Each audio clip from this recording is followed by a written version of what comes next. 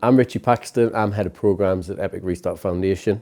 I'm somebody in recovery from gambling harm myself, coming up 7 years in recovery, and kind of had my own battles with addiction, which started out as gambling, manifested itself into alcohol and drug abuse as well, and kind of went on a little bit of a journey. And that took us to 19th of March 2018 when I decided I'd had enough and stood on the Tyne Bridge in Newcastle and wanted to jump.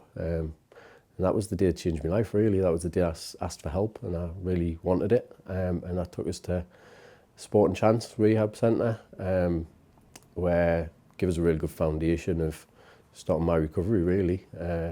Coming out of there, threw myself into 12-step recovery, massive part of my journey. Personal development was my thing, it was about how to become a better version of Ritchie, and that's what I kind of focused myself, my time and attention on, really.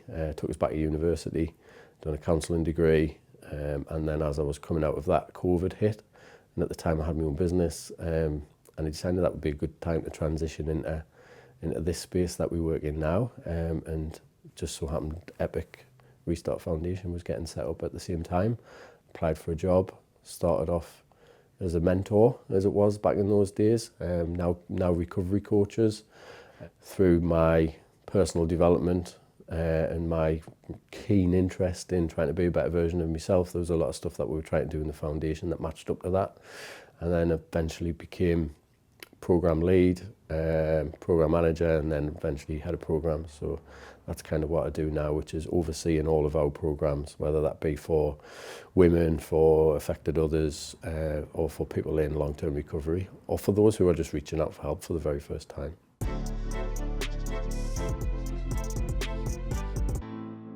We understand the struggle, that it takes a lot of courage for people to step forward first and foremost, and ask for help. Our whole team have got lived experience, so they've all been there and they've all understood the difficulties that are associated with just saying, I've got a problem and I need some support. I think that's a massive step for anyone. And because of that, people can relate. People build rapport and can relate to their stories, so they want to know how they've done it, and that's kind of the stepping stone into our prehab program.